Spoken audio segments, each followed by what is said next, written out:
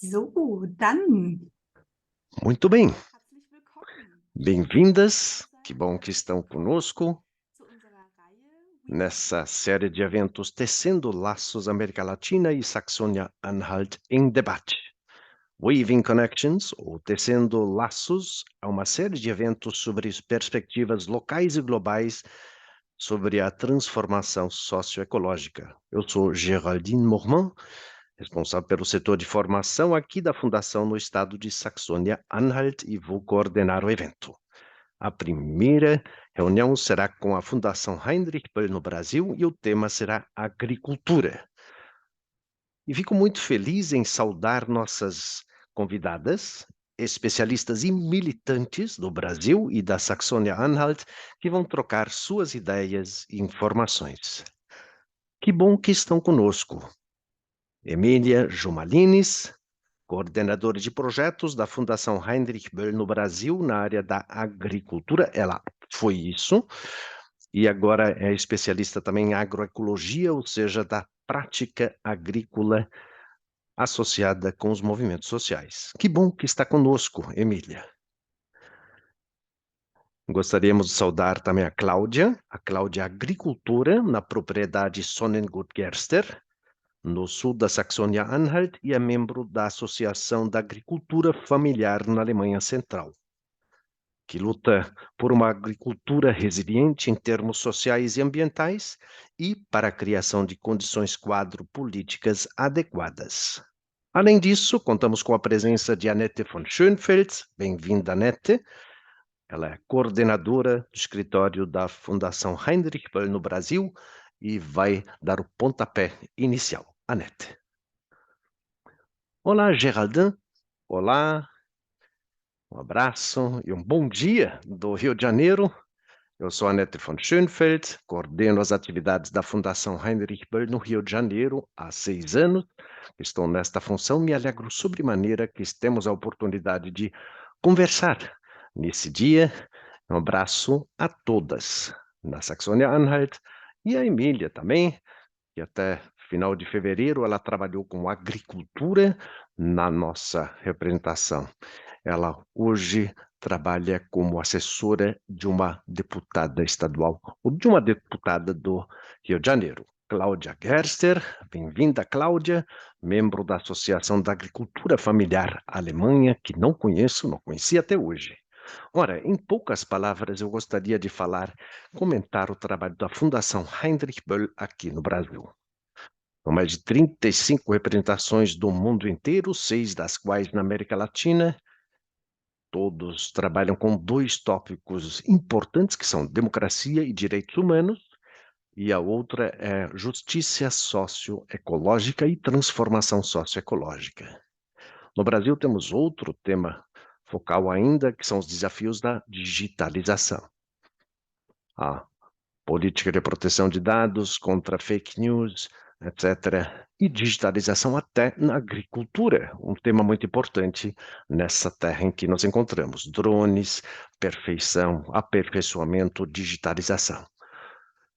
Tendo em consideração e considerando a importância do Brasil na agricultura mundial, nós também nos ocupamos dessa questão, onde trabalhamos basicamente com as estruturas de poder no setor agrícola.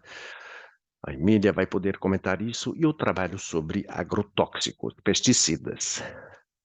O governo Bolsonaro virou campeão mundial do registro de novos agrotóxicos que inclusive foram banidos na União Europeia.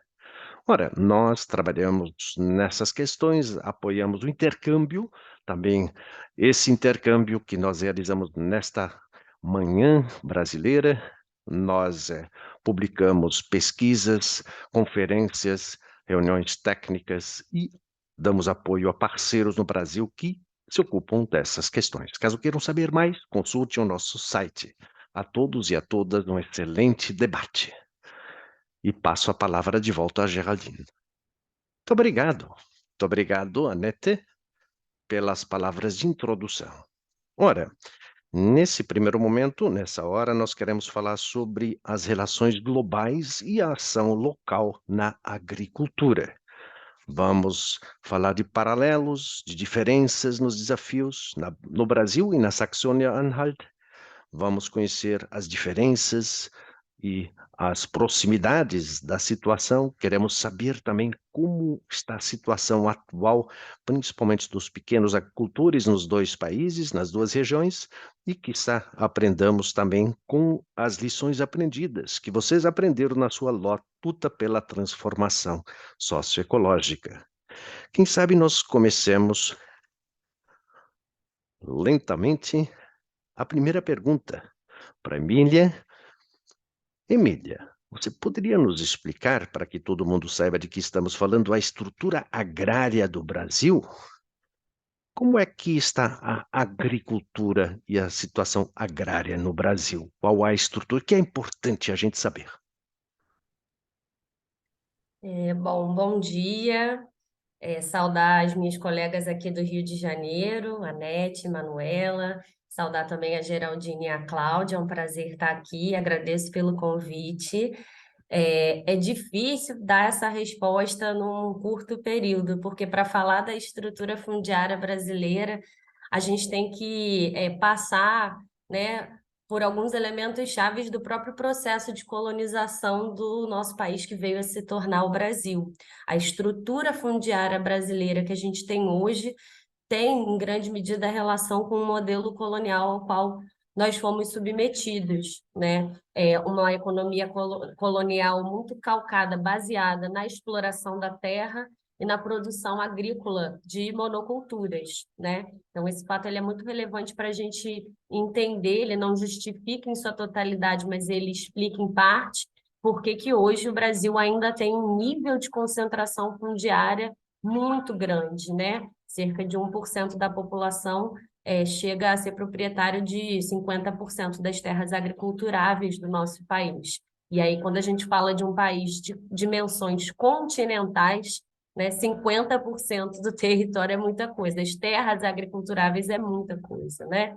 Mas mesmo assim, desde o período colonial até hoje, sempre existiu e resistiu, em certa medida, um modelo de produção de alimentos que, inclusive, deu conta, né, de garantir o abastecimento alimentar desde os tempos remotos da ocupação colonial brasileira. Né? Inclusive, essa dualidade que a gente chama do modelo agrário e agrícola brasileiro, ele se expressa em grande medida no fato de nós termos dois ministérios, né, a nível federal dedicados a esse tema. Um ministério que é chamado Ministério da Agricultura, que lida mais, né, com a pauta da grande produção agrícola, do agronegócio, né, da produção das commodities, e a gente tem um ministério mais focado nas políticas públicas para esse modelo de produção familiar, né, que em grande medida tem mais relação com a produção dos alimentos para consumo doméstico. É o que a gente chama do Ministério do Desenvolvimento Agrário. Esse ministério, ele, no início do século, né, ele teve uma importante atuação na gestão anterior, né, ele foi destituído, né, na verdade, após o golpe que a gente viveu, né, com a entrada do governo Temer, e agora, né, em 2023, ele volta a existir como um ministério para retomar um conjunto de políticas para essa agricultura de base familiar, agricultura camponesa e outras práticas agrícolas de povos e populações tradicionais.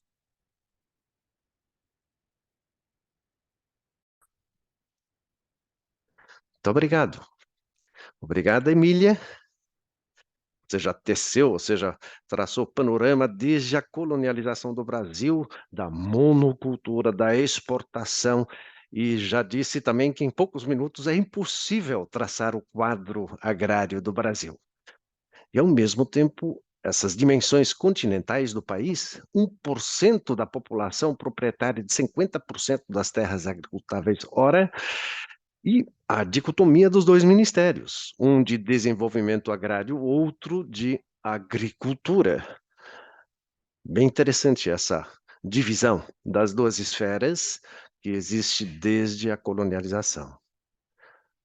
Importante também realçar que a agricultura familiar é fundamental para suprir a demanda local, o mercado interno, a alimentação do Brasil. Talvez a Cláudia possa nos falar um pouco das estruturas agrárias na Saxônia-Anhalt. Eu vivo no sul de Saxônia-Anhalt.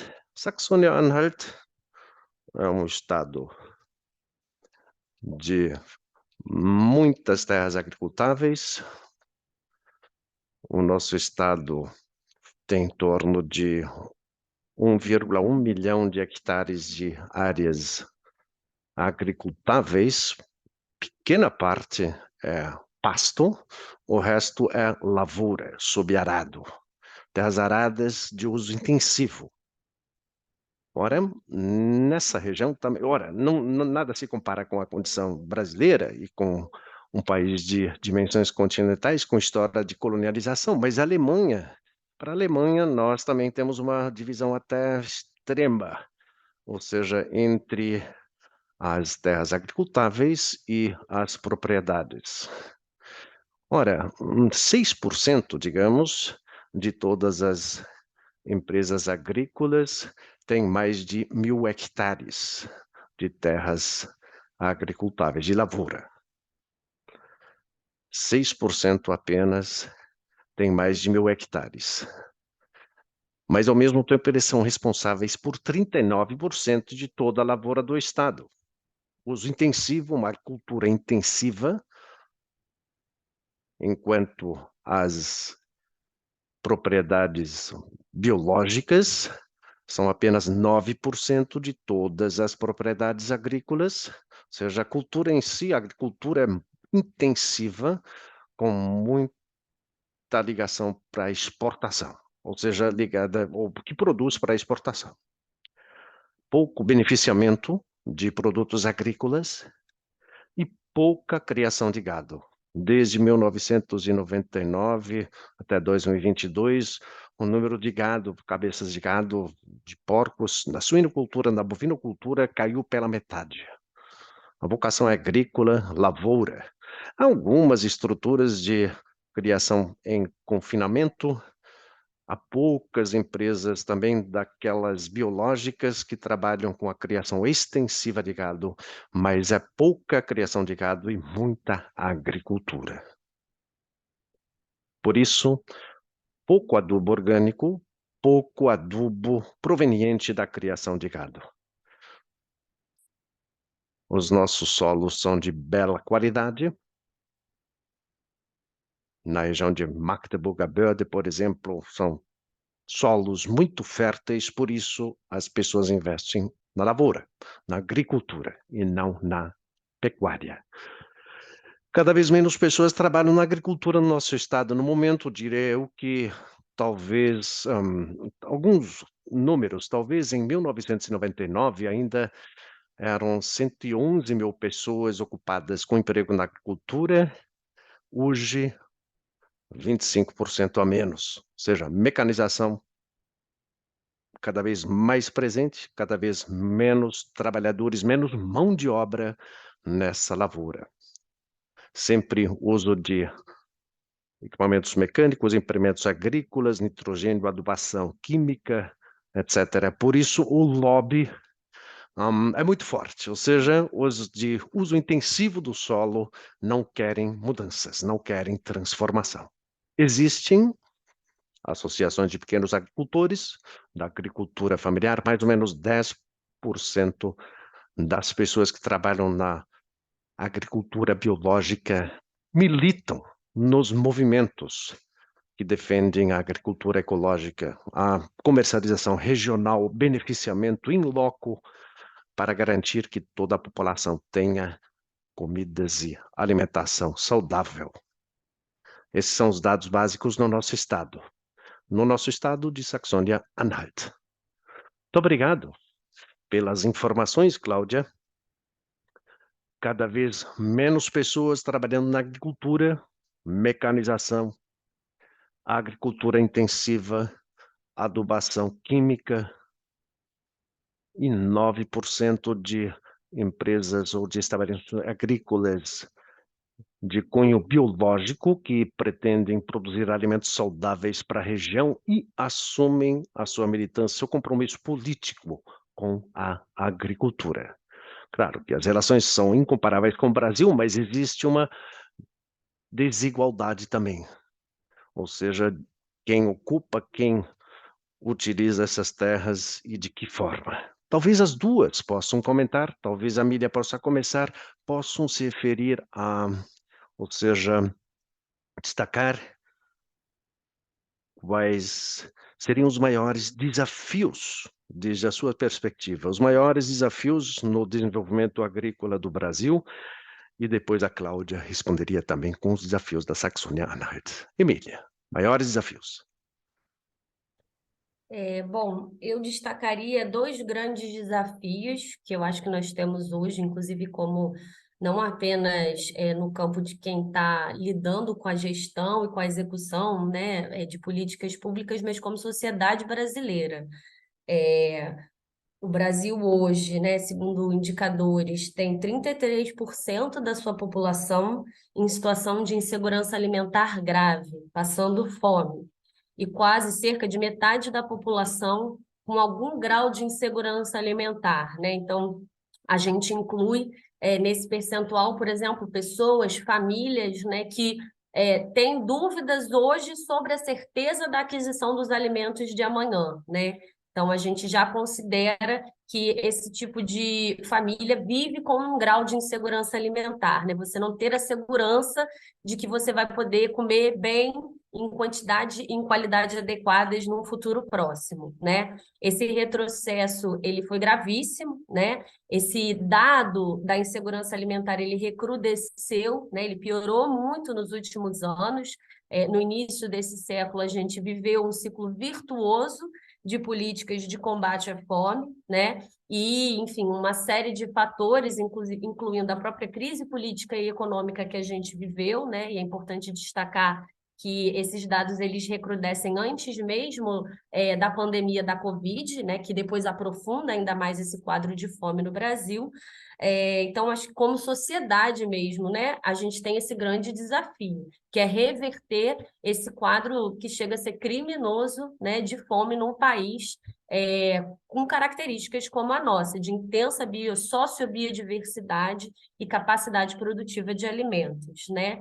E aí um segundo desafio que eu agrego, né, e que eu acho que eles são casados, né, eles dialogam entre si, é a retomada dessas políticas públicas de fortalecimento da agricultura de base familiar, da agricultura camponesa, que é percebida por nós como o setor da sociedade mais responsável pela produção desses alimentos, né?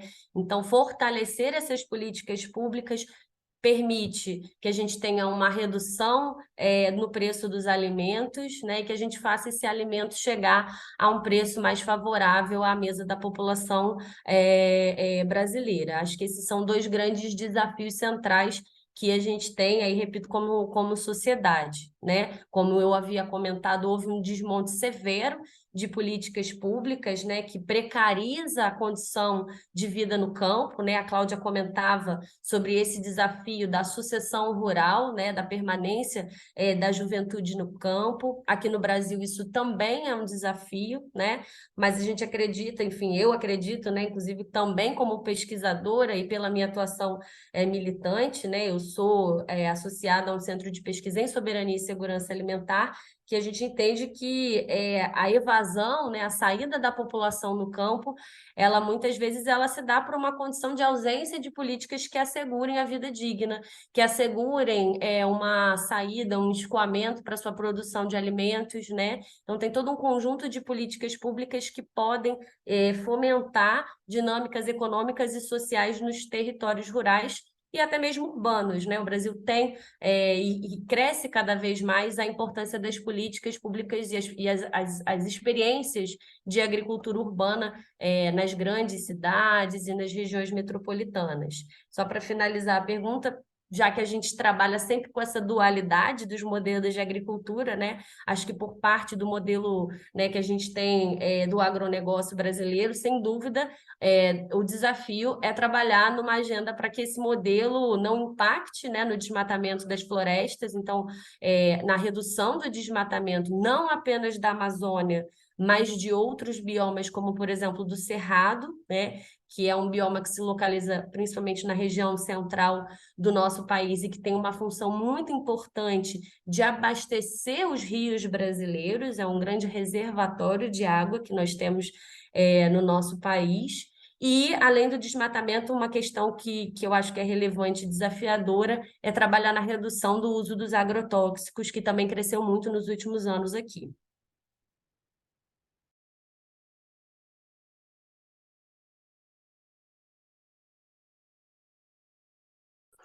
Muito bem, muito obrigado, Emília. Cláudia várias vezes fez sinal de sim com a cabeça, ela ouviu o que nós conhecemos.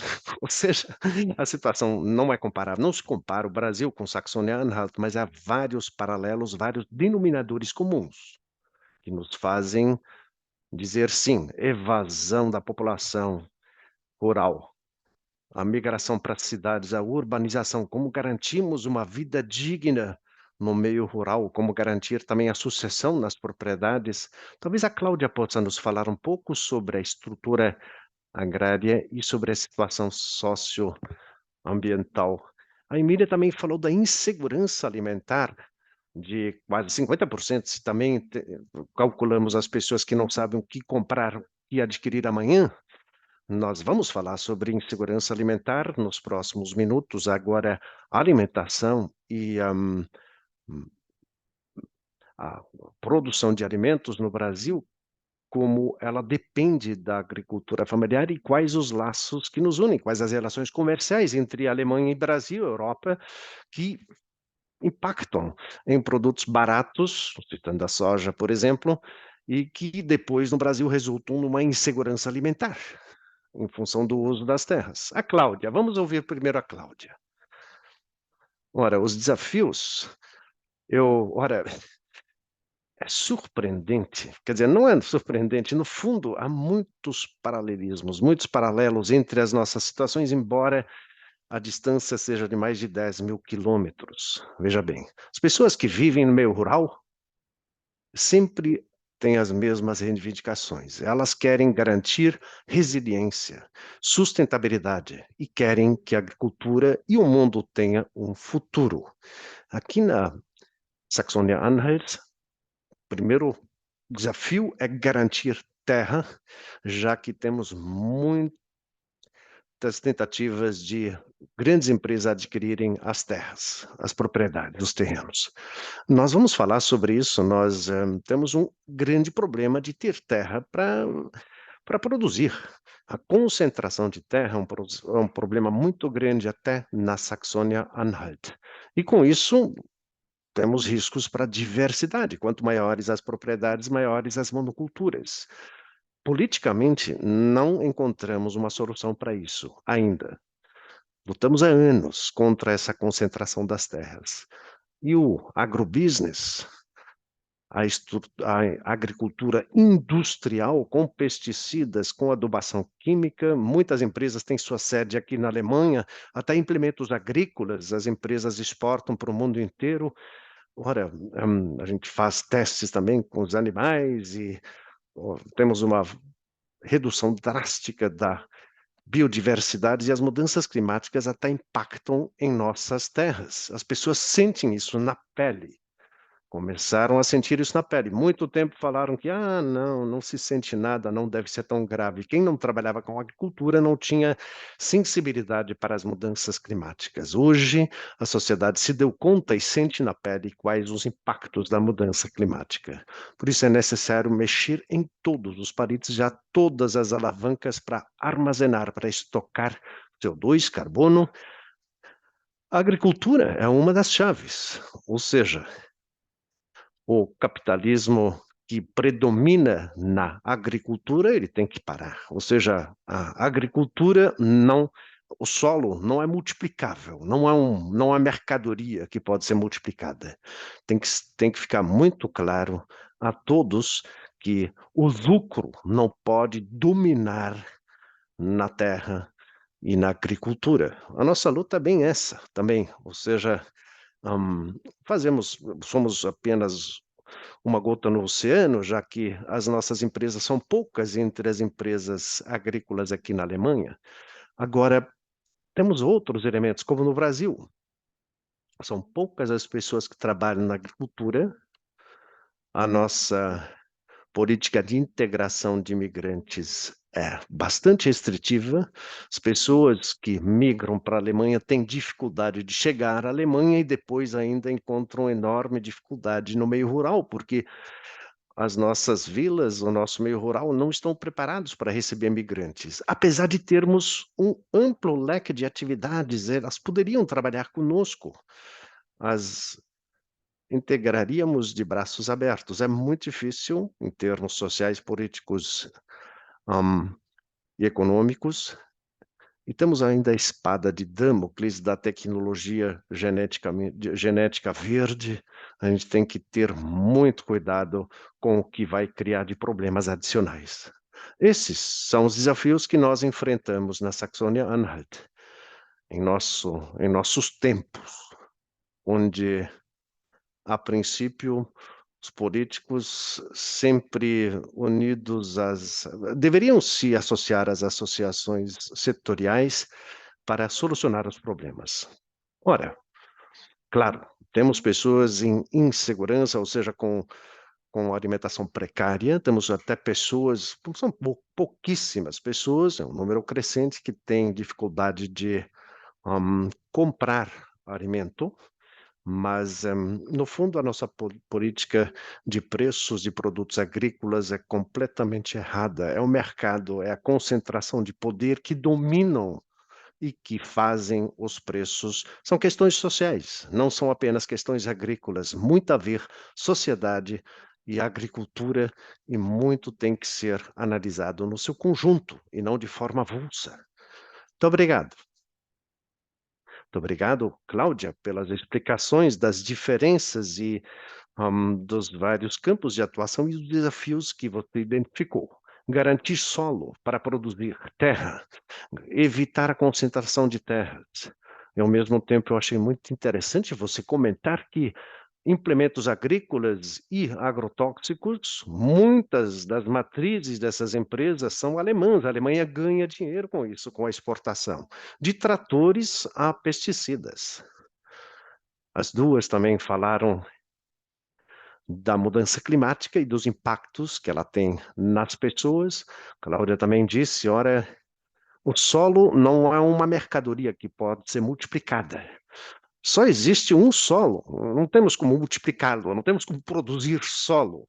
E como as duas também traçaram os paralelos entre que a agricultura não é só coisa de terra e gleba, mas sim sempre ligado, inserido num contexto social, como alimentação, como pobreza, como migrantes, como trabalho, como os migrantes que não podem trabalhar na agricultura, já que a integração era muito difícil no nosso país, onde elas encontram 1000 estorvos antes de iniciarem o seu trabalho e contribuir para o crescimento do país ou do nosso país. Bom, várias vezes nós tocamos um assunto que eu gostaria de destacar antes de vermos também sinais de esperança, uma luz no fim do túnel, os militantes e as organizações que existem aqui e acolá, onde vamos falar de pequenos agricultores, mas antes disso eu gostaria de voltar a um assunto que vocês tocaram, já comentaram, que é a questão da alimentação. Vocês falaram em alimentação e o suprimento e abastecimento de produtos agrícolas tem muito a ver com a agricultura brasileira, a agricultura de exportação. A Emília, ela já comentou a questão, ou seja, já nos falou da dimensão da agricultura industrial no Brasil, do agrobusiness. Talvez possa nos dar alguns indicadores, talvez possa nos explicar um pouco o que a produção industrial no Brasil, a agricultura industrial, tem a ver com o que nós compramos na prateleira do supermercado, aqui na Alemanha. Bom, tem algumas relações, né? Porque, na verdade, a gente está falando das cadeias globais de commodities, né? a forma globalizada como, né, o alimento foi se tornando mercadoria, acaba gerando muitas interconexões, né, entre territórios, às vezes, muito distantes, né? Então, se a gente pensa que um grão de soja, né, ele envolve uma ampla cadeia de serviços e produtos, né? Essas conexões, elas se iniciam com os próprios insumos utilizados nessa prática produtiva, né? Então, a própria Geraldine falou dos tratores, dos fertilizantes e dos pesticidas, né? Dos agrotóxicos, né? Isso, inclusive, acaba encarecendo, em certa medida, essa produção agrícola aqui no Brasil. Quer dizer, a gente não tem, né, uma perspectiva autônoma da produção, desse modelo de produção das commodities agrícolas, né? A gente é altamente dependente de insumos externos, né? E a gente também tem na outra ponta dessa cadeia, que é na ponta da comercialização desse alimento, a gente também tem muita conexão, né? Hoje, né, a lavoura de soja no Brasil, ela é a principal lavoura, né? A principal dentre as commodities agrícolas. A gente tem a soja, a gente tem o milho, né? Como culturas alimentares, como culturas agrícolas que predominam na produção agrícola brasileira.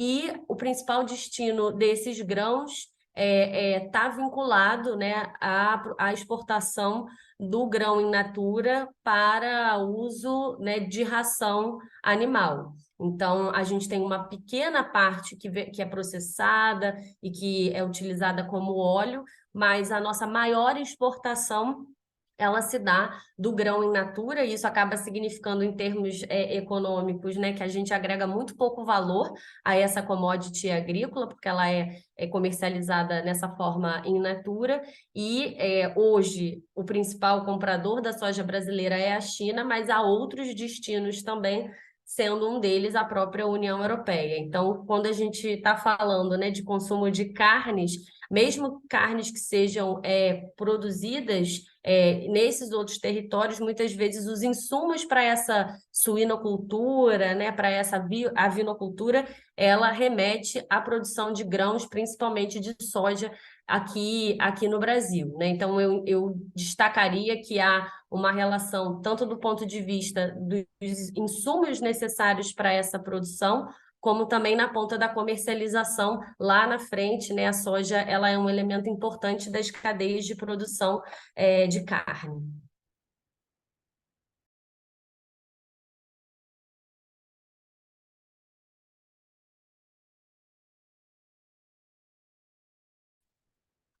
Muito bem. Muito obrigado, Emília.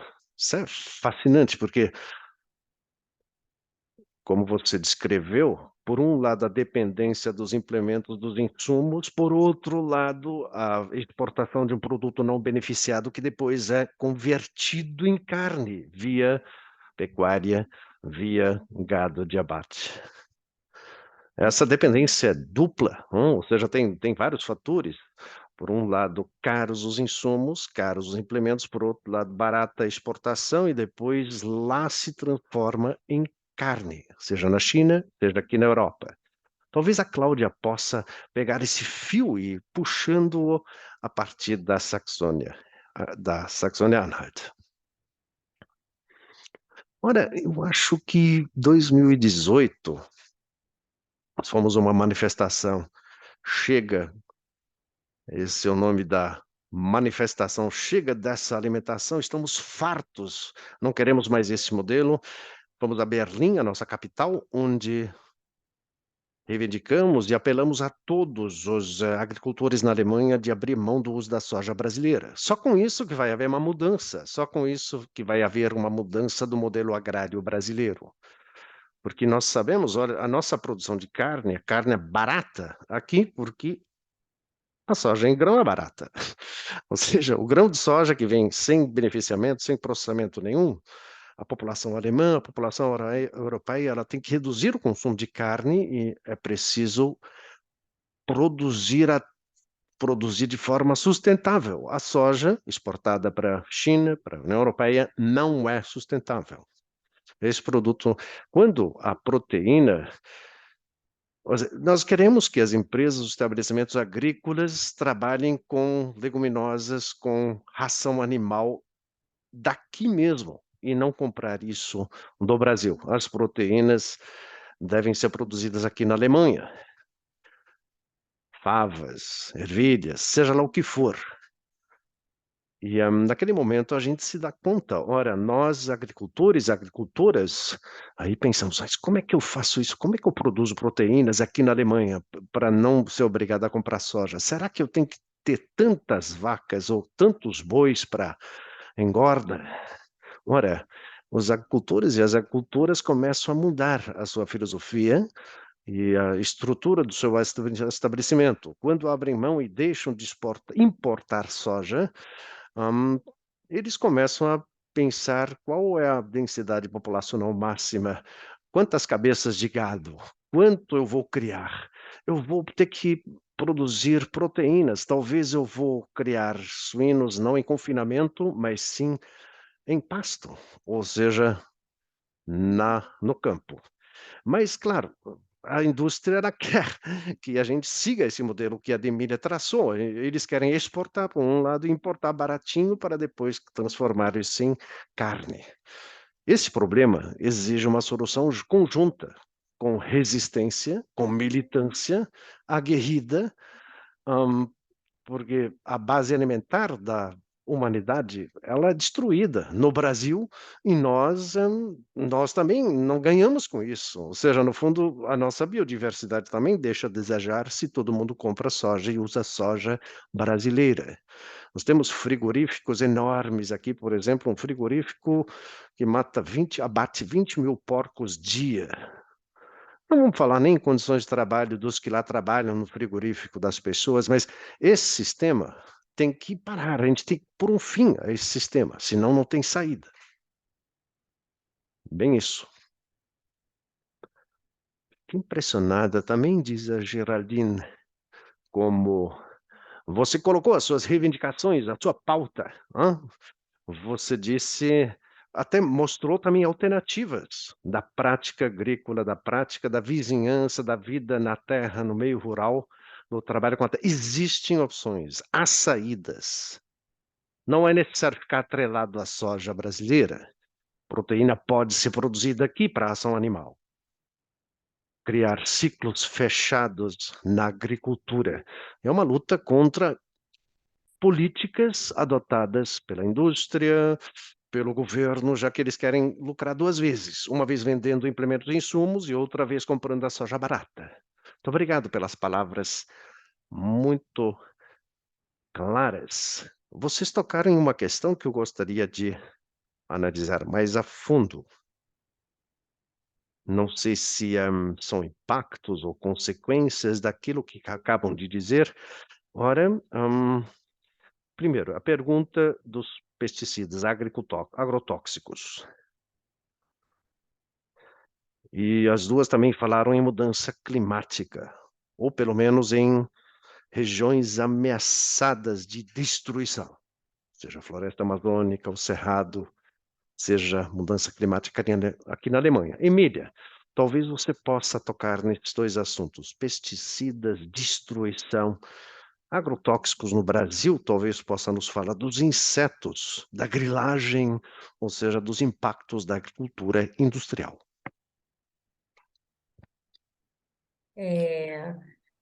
Acho que antes eu queria só dialogar com duas coisas que Cláudia comentou, e aí até agradecer que eu estou aprendendo muito, Cláudia. É interessante perceber essas conexões importantes, né?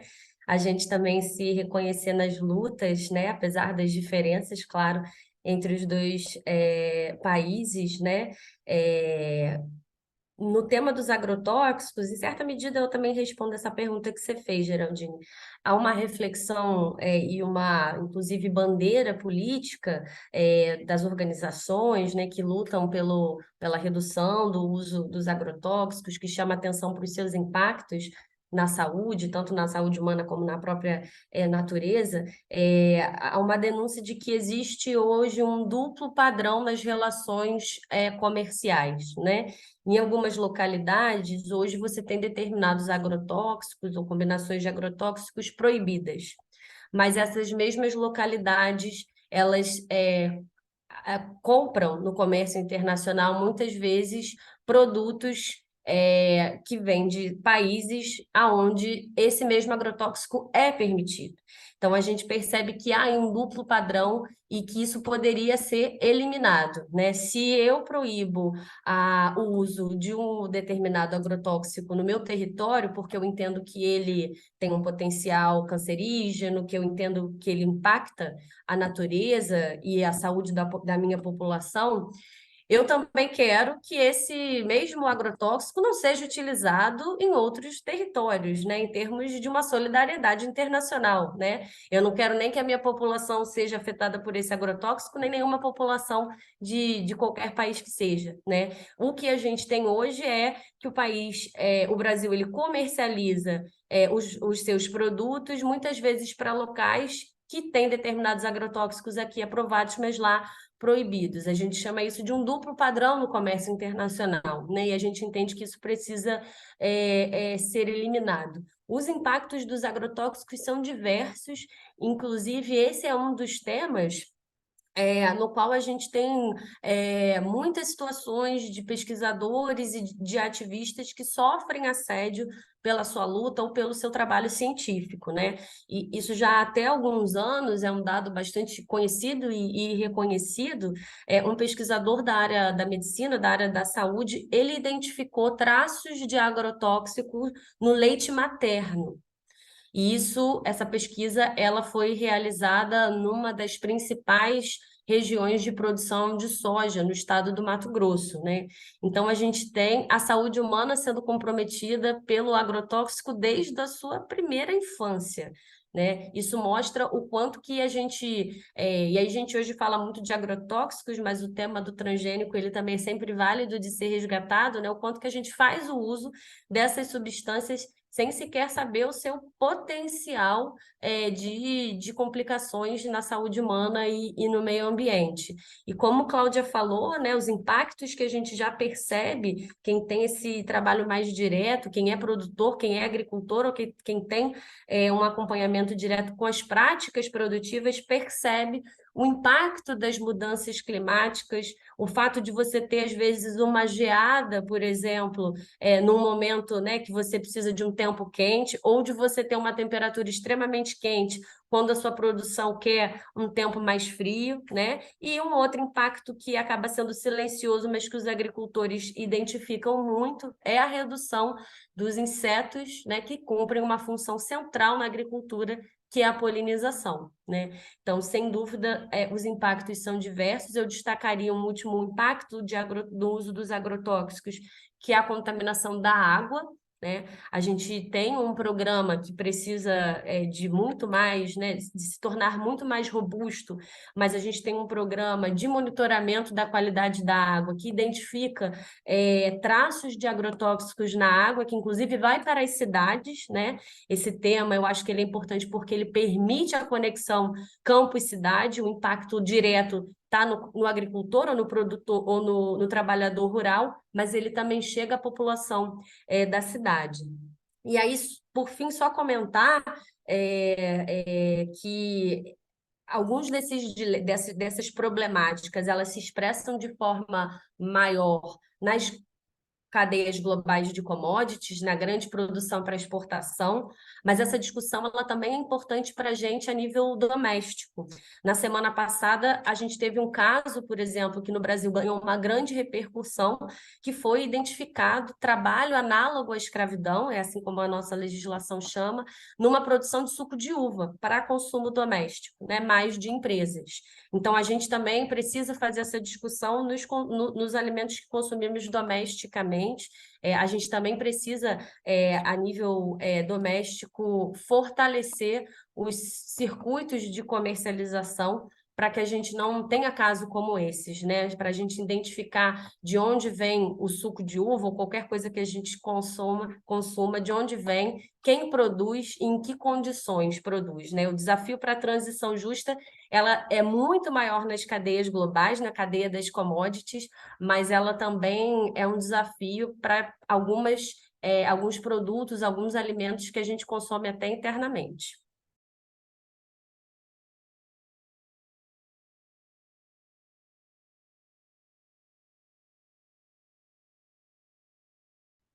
Muito obrigado, Emília. Tem que ter as duas vertentes, a local, né, e, ao mesmo tempo, o comércio global, commodities, interdependências, divisas, bolsa, de bolsa a boia fria. A gente tem que ter tudo em mente. Você falou das condições de trabalho, a Cláudia comentou uma coisa um pouco parecida com o trabalho no frigorífico, onde as condições de trabalho também não são dignas, ou seja, também há uma superexploração da mão de obra. Ora, não é um tema, não é um assunto qualquer que nós estamos debatendo da nossa vida. Afinal, se trata de alimento, de trabalho, de mudança climática, de viver onde, como e com quem. Cláudia, na Saxônia-Anhalt, como é que é a situação com os insetos?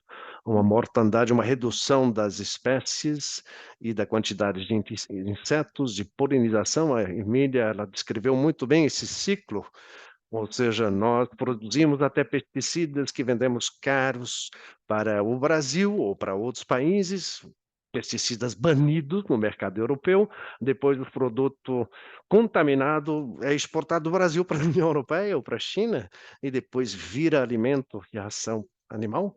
Ora, Emília, é verdade, isso é inconcebível o que acontece no mundo nesse momento. Há 7, 8 anos, eu lembro de um escândalo no setor de alimentação.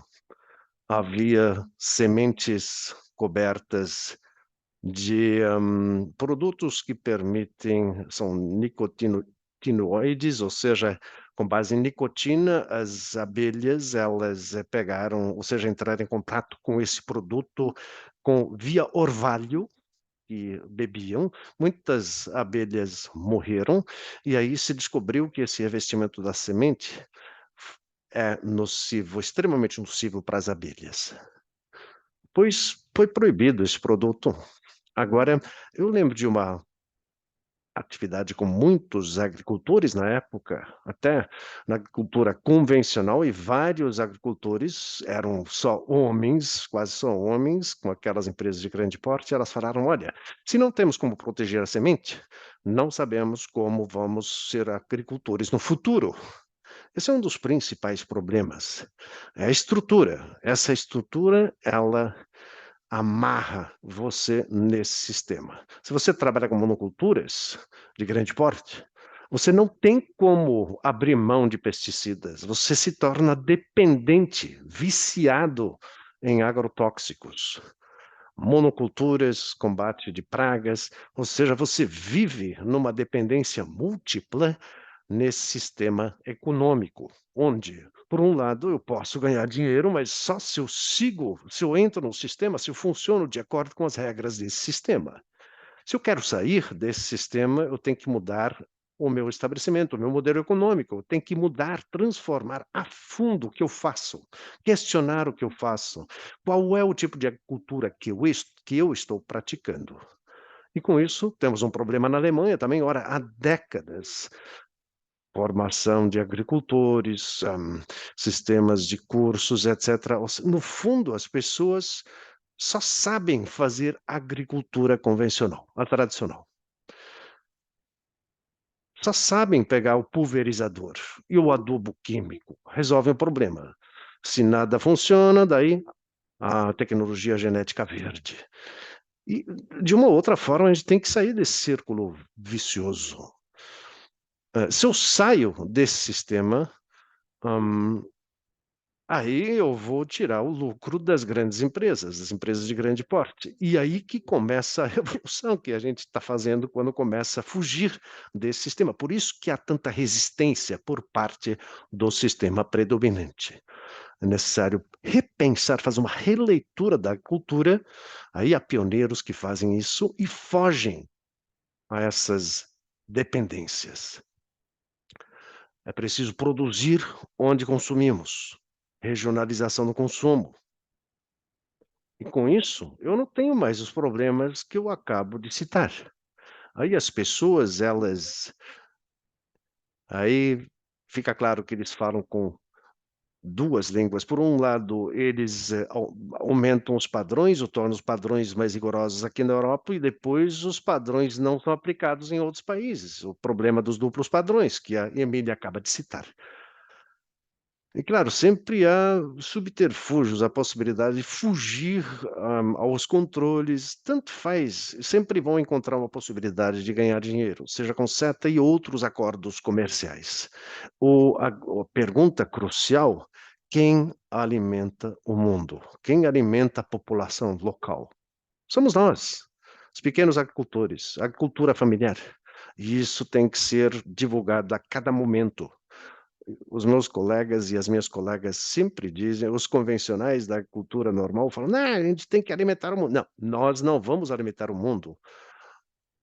Quem alimenta o mundo são os pequenos agricultores, é a agricultura familiar. Por isso é muito importante fazer frente a essas ideias e lutar contra essa ideologia e lutar contra o grande capital, contra os grupos e corporações. A gente só vai mudar algo se assumimos uma militância política. Muito obrigado, Cláudia.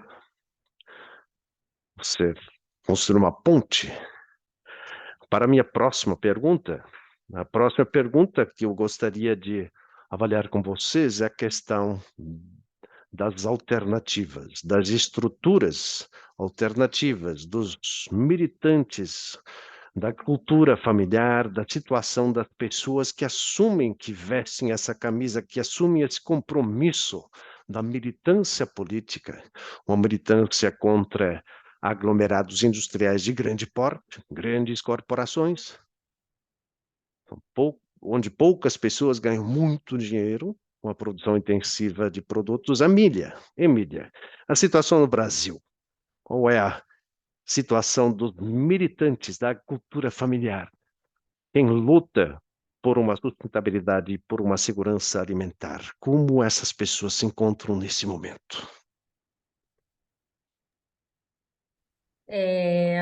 Eu diria até que, sobretudo, os militantes na defesa do território e na defesa do direito à terra, né? São militantes cuja situação muitas vezes é de vulnerabilidade, né?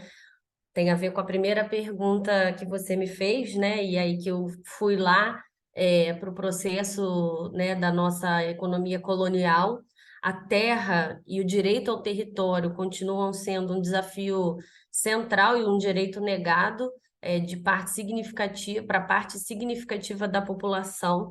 Então, os lutadores, os militantes dessas causas, justamente porque fazem enfrentamento a poderosos, né, nos seus territórios, nos seus locais de vida, muitas vezes eles estão numa situação de vulnerabilidade, né? Hoje no Brasil a gente tem ainda, né, uma necessidade de avançar no processo de reforma agrária, né, como eu comentei, a Cláudia comentou, né, em algum momento que quanto maior a propriedade, maior são as monoculturas. Então, para pensar alternativas, né, e a realização desse modelo de agricultura que a gente está falando, a gente tem que repensar a forma como a terra está distribuída. E além dessa condição, né, da reforma agrária, a gente também tem uma necessidade urgente de avançar no reconhecimento de territórios, sejam eles indígenas, territórios de comunidades quilombolas, né? Quilombolas são regiões remanescentes de quilombos, que eram comunidades que foram se constituindo de populações negras escravizadas, e de territórios tradicionais, de povos e comunidades tradicionais. Além das comunidades quilombolas e das terras indígenas, nós temos muitas comunidades tradicionais, que são grupos que se reconhecem dessa forma e que muitas vezes têm práticas próprias tradicionais de manejo agrícola, mas também extrativista. A garantia desse território para esses diferentes grupos sociais, em grande medida, é sempre ameaçada pelo modelo do agronegócio, pelo modelo da pecuária extensiva, mas também aí é importante colocar também a questão da mineração no Brasil, né? Muitas vezes esses territórios tradicionais é justamente onde a gente tem uma grande diversidade, um grande potencial agrícola, reservas minerais, né, que estão ali porque são povos que têm uma relação com a natureza que permite que ela não seja devastada. E aí passam a ser objeto de interesse desses grandes projetos, né? Então a gente tem inclusive anualmente, né, um relatório que é elaborado por uma organização que chama Comissão Pastoral da Terra, que sistematiza dados sobre conflitos fundiários, sobre lideranças desses territórios em ameaça e, inclusive, dados sobre assassinatos de lideranças. Então, eu diria que, é claro que nesse bojo, se são pessoas que estão lutando pela defesa do território, automaticamente eu entendo que são pessoas, né, que têm na sua luta a sustentabilidade e a defesa da soberania e da segurança alimentar, mas eu diria que o ponto central do conflito é a defesa da terra, né? A Cláudia comentou também que a terra ela não é uma mercadoria qualquer, ela é uma mercadoria específica, porque é limitada, a gente não consegue reproduzir terra, e aí isso faz com que ela seja fonte de muitos conflitos, mesmo no Brasil, né, que é um país de dimensões continentais que não precisava ser assim, né? Mas é porque a gente tem grandes aí poderosos que controlam uma parte muito grande do nosso país.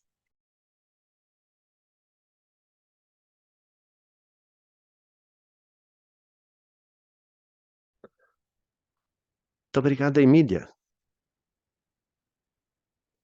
Bom lembrar dos territórios das terras de indígenas, povos e comunidades tradicionais, que aqui não marca muita presença. Agora eu fiquei...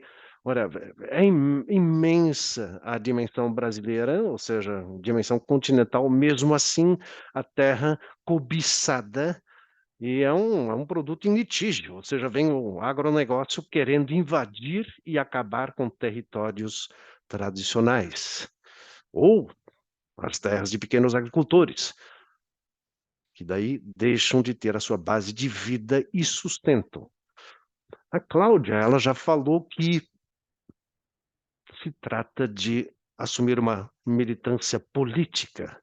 Como é que vocês lutam politicamente na Saxônia-Anhalt? A situação dos e das militantes na agricultura, no setor rural.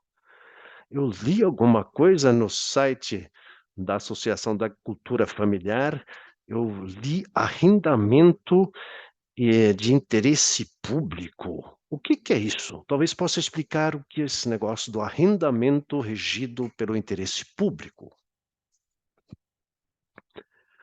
A nossa Associação de Agricultura Familiar, somos os representantes da cultura familiar dos pequenos agricultores e agricultoras aqui na Alemanha. Nós estamos organizados nessa organização, ao mesmo tempo somos membro da La Via Campesina, ou seja, um trabalho internacional, já que sabemos que nada adianta você trabalhar pela agricultura na minha gleba, na minha terra, você sempre tem que ter em mente a exportação, a importação, a solidariedade, etc. Isso é muito importante para mim, por isso muito me toca essa questão de pequenos agricultores, da agricultura familiar, que são devorados, tem que lutar contra o agronegócio. Ora, nós também lutamos, mas não lutamos a bala e faca, ou seja, não sofro ameaça de ser assassinada. É duro saber. A Emília citou o relatório anual da CPT. Ora, esperamos que isso um dia pare, tem que parar. E com grande alegria nós recebemos os resultados das eleições presidenciais no Brasil. E esperamos que com isso surja algum impulso na sociedade brasileira que defenda as pessoas que produzem na terra, sem que corram risco de vida. Então, primeiro ponto, isso nos motiva, isso nos inspira a trabalhar com mais engajamento e mais ênfase na nossa terra. A gente tem que praticar uma agricultura que beneficie não apenas o meu estabelecimento, o meu país. Nós somos um movimento nacionalista, nosso movimento tem que ter em mente que as mudanças na agricultura aqui na Saxônia-Anhalt vão ter consequências para o mundo. Muitas vezes a agricultura é defendida como um bem nacional, como algo nacional. Ora, ela já é internacional há muito tempo, ela é globalizada, por isso a gente tem que ter essa dimensão global. Como nós criamos justiça na terra, como nós aqui na Alemanha, embora não a bala e a faca, defendamos a justiça e a equidade na agricultura, na nossa terra. Ora, nós também enfrentamos os mesmos aglomerados do agronegócio, desde tratores, imóveis, grilagem, pesticidas, eles também compram terras aqui na Alemanha. E se a gente não toma cuidado, as nossas estruturas vão se transformar em estruturas feudais, coloniais. Por isso, nós lançamos uma campanha pelo arrendamento regido pelo interesse público. É difícil divulgar isso à sociedade. A sociedade quase não dá bolas para o meio rural, para a agricultura. A gente tem que começar, talvez, pelo alimento, pela segurança alimentar e nutricional.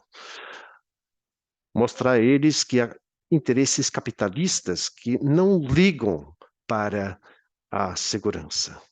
Quanto mais bem dividida a terra, mais soberana e mais diversa a produção, e essa é a nossa luta. Essa é a nossa luta. Diversificação da propriedade, dos produtos. Há muitas terras que são de propriedade das igrejas ou dos municípios, das cidades, até dos estados federados, que são proprietários de terras. E essas terras, como elas não praticam agricultura, elas são arrendadas ou vendidas. Às vezes um estado federado vende, vamos lá vender a nossa terra. Não, nós defendemos que essas terras que são públicas, ou quase públicas, que elas sejam arrendadas a agricultores e agricultoras que seguem determinadas regras e padrões. Que não seja pelo preço, que seja sim em função do interesse público, que não seja entregue de mão beijada à monocultura, não, que essa terra seja arrendada pelos municípios, estados, etc., a agricultura que permita uma diversidade maior na lavoura, a uma agricultura orgânica, segundo determinados critérios. Essa é a nossa linha de frente que nós definimos. É necessário garantir que as terras públicas sejam arrendadas de acordo com critérios de interesse público do bem comum. A cidade de Berlim, por exemplo, tem hectares e hectares. E é importante saber e perguntar aos vereadores, mas quem é que arrendou essas terras? Quem arrendou essas terras? Quem está usando essas terras? Ou seja, despertar um interesse na população que o meu município tem terras? Nem sabia. Eles arrendaram para quem? Para a monocultura do milho? Então, com isso, nós queremos que os municípios, e aí temos a sociedade civil, temos os vereadores e as vereadoras, etc., que sentem essa pressão, que talvez sigam um princípio diferente na hora de arrendar terras públicas à agricultura. Isso é uma ferramenta de poder. Tem muito a ver. Com isso, nós vamos criar impacto, vamos ter eficácia e vamos levar essa questão ao debate público. É por isso a nossa campanha pelo arrendamento de terras em interesse público. Eu nem conhecia esse modelo, por isso que eu perguntei às pessoas, até o cidadão de uma urbe, de uma cidade, no fundo, deveria perguntar ao vereador, e a nossa terra, do nosso município, de sei lá das quantas? Fiquei sabendo que temos milhares de hectares que foram arrendadas. São terras públicas, são um domínio público. Por isso, elas também deveriam ser arrendadas segundo critérios de interesse público. Bem interessante essa campanha. Ora, há 2, 3 dias, houve uma publicação onde a Deutsche Wohnen, uma empresa imobiliária de grande porte, ela, por exemplo, comprou um estabelecimento agrícola. Agora as pessoas em Berlim, por exemplo, sabem que essa Deutsche Wohnen é uma empresa muito medíocre, uma empresa muito exploradora de inquilinos. E se ela, de repente, compra terras, daí as pessoas até na cidade se tocam que são os mesmos grupos empresariais que passam a mão em casas, em prédios de apartamentos e em terras agrícolas.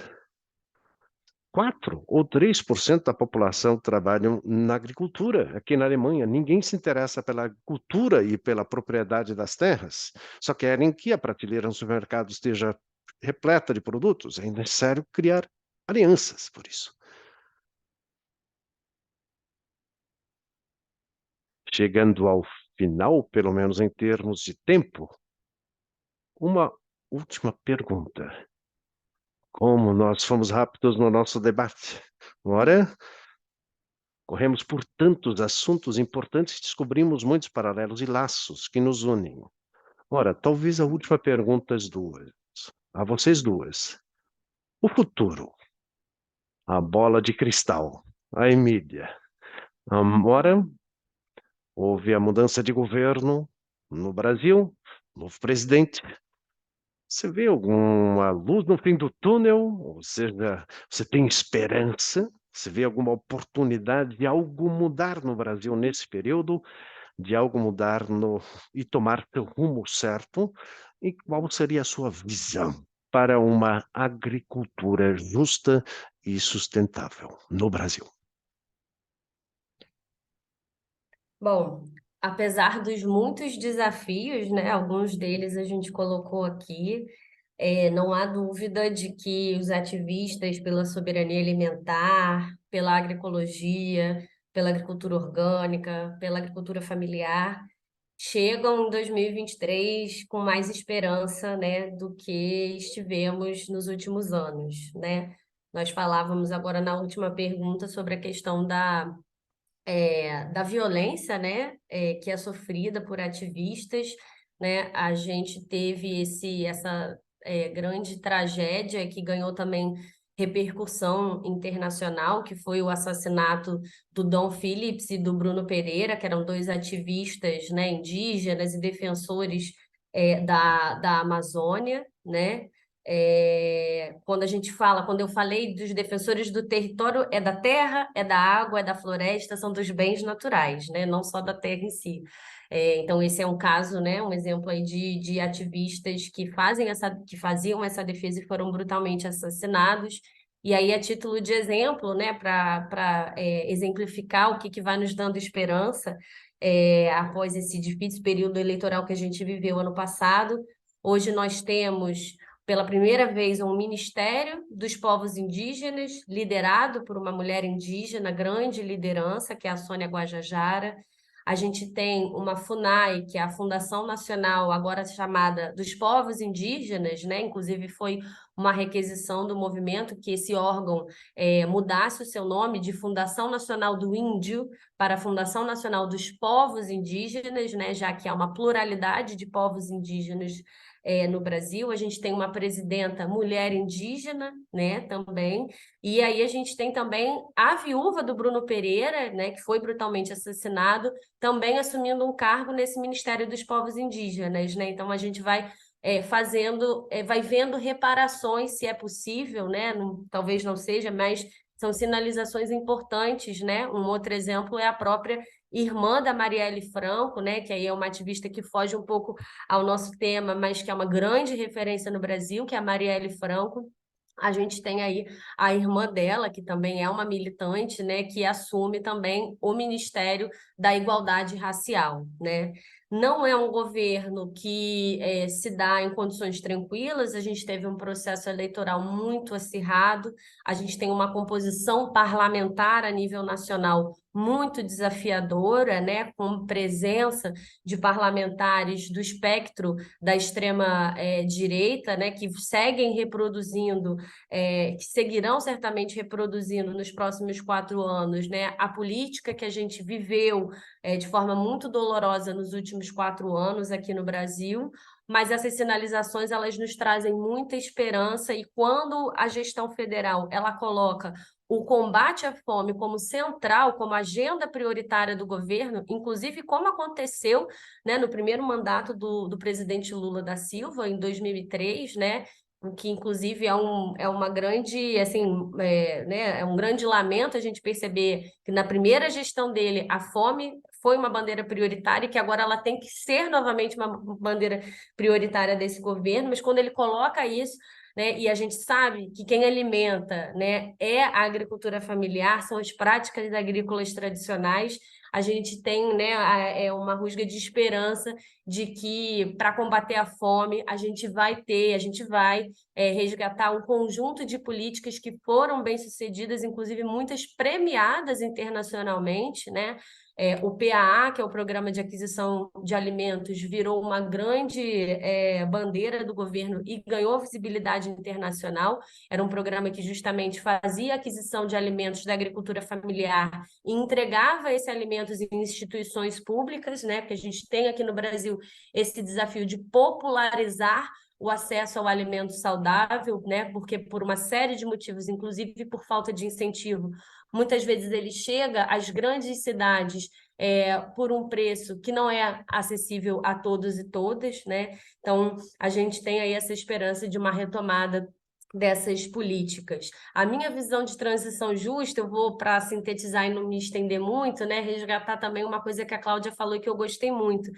Tudo que a gente conversou aqui, a gente não está falando só de questões ou relações agrícolas, a gente está falando de relações sociais. Então, quando a gente fala de transição justa, eu entendo que a gente tem que ver a justiça como múltipla, né? Então, a gente não está só falando da justiça ecológica, a gente está falando da justiça social, a gente está falando da justiça trabalhista, que envolve as relações de trabalho, o que faz essa necessidade de transitar do modelo atual para um próximo modelo muito desafiador, né? Mas eu acho que é esse desafio que a gente não pode perder de vista. Do ponto de vista da agricultura, significa que políticas que façam uma transição justa envolvam não apenas as dimensões das técnicas produtivas, do manejo produtivo, mas veja esse manejo, né, também como uma questão social, né? E aí eu acho que a gente consegue, então, transitar para um modelo mais justo e igualitário de agricultura no Brasil e de sociedade também.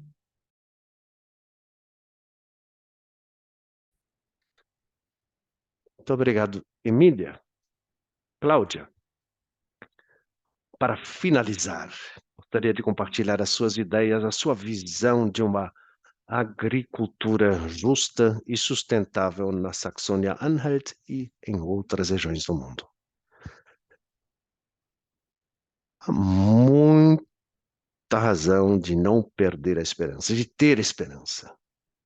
Há muitos problemas também que já comentamos e, não obstante, os jovens me dão coragem. Os jovens que militam, que vão às ruas, que estão muito bem articulados internacionalmente. Essa juventude é globalizada por natureza e essa juventude que vai às ruas, ela põe o dedo na ferida. Ela deixa muito claro que ninguém pode esconder o porquê, as causas. Eles põem o dedo na ferida, eles citam as causas e eles trabalham conosco, com os grupos, com a militância da pequena agricultura e da agricultura familiar. Identificamos a nossa causa, e essa causa é a nossa causa comum, da juventude que vai às ruas e da agricultura familiar, para que o mundo se torne mais saudável. Eu falei de movimentos como La Via Campesina, temos outras organizações que lutam pela soberania alimentar. Eu lembro de um encontro na Áustria, em novembro, participei desse encontro, onde haverá um encontro da New Lani, do movimento New Lani, da agricultura solidária, onde pessoas assumem o compromisso com os e as agricultores que trabalham e produzem seus alimentos. Ora, todos assumem o risco e ganham e colhem os frutos quando você se torna sócio de um estabelecimento agrícola, o cooperado. Amanhã é o Dia Internacional da Mulher. A igualdade de mulheres e homens, a igualdade de mulheres, direitos iguais e equidade, cada vez mais fortes no mundo da agricultura. Só quando temos relações justas, nós vamos nos aproximar de nossos objetivos, vamos realizar os nossos sonhos. Ou seja, são tantos os movimentos, é uma uma enorme diversidade interconectada, interconectando essas várias frentes de luta. Ora, todos os dias eu tenho esperança também quando eu vejo o meu estabelecimento, quando eu vejo a lavoura, quando vejo os animais. A gente consegue fazer com baixo uso de recursos. As pessoas ficam contentes que podem se alimentar de formas. Existe um futuro. O futuro existe. É necessário criá-lo, participar dele. Por isso, me sinto profundamente grata por estar com vocês duas, que a gente troca ideias, a gente assume, tem a consciência de que o que eu faço no meu estabelecimento tem efeitos. E sei que, com efeito e eficácia, eu me dou por feliz que eu posso contribuir. Muito obrigado, Cláudia. Muito obrigado às duas, Emília, Cláudia, pelo debate, pela troca de ideias, pela conversa e pelas visões, pelas palavras de esperança que manifestaram no final da nossa sessão. De articular-se, de descobrir as conexões e as interdependências em que nós vivemos. A Emília falou da transformação e da transição justa. Justiça tem várias dimensões, várias faces: cultural, ecológica, social, trabalhista. A Cláudia, ela acaba de falar da ligação entre a juventude que luta contra a mudança climática e os agricultores e a cultura familiar. Isso, para mim, isso foi marcante. Para mim, como vocês duas abriram um leque da agricultura de uma forma que me fez repensar ou entender melhor, compreender melhor que a agricultura e o meio rural são a base da nossa vida, seja onde for. Muito obrigado a vocês, muito obrigado por terem trocado suas ideias e compartilhado suas ideias. Eu gostaria de tomar um chá ou almoçar com vocês duas, que nesse formato, infelizmente, não é possível, mas gostaria de agradecer também ao intérprete, ao Martin, que fez um trabalho nos acompanhando nesse debate. Muito obrigado pelo meu trabalho. A vocês duas também, uma certa tristeza que não podemos almoçar nem tomar chá. Eu daria adeus nesse momento, espero revê-las o quanto antes. Muito obrigado por ter aprendido com vocês, ter conhecido suas lutas e seu trabalho.